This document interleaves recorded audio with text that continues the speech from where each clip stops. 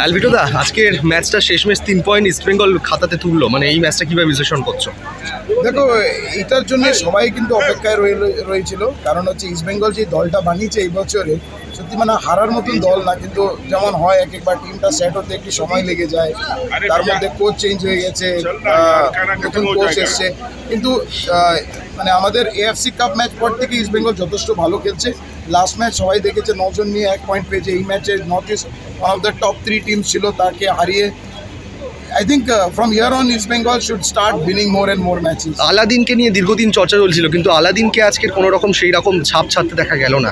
এটা কি কোচের একটা বিশেষ স্ট্র্যাটেজি? অবশ্যই, তো আপনারা সবাই তো দেখেছেন, সাংবাদিকরা আমার মনে হয় সব থেকে বেশি ফুটবল বুঝে, তো এই জন্য আমি একটাই কথা বলতে চাই, আমরা তো অ্যাজ আ ফুটবল তো একটু বুঝি, বাট সাংবাদিকরা ওদের বুদ্ধিটা আরও বেশি ভালো।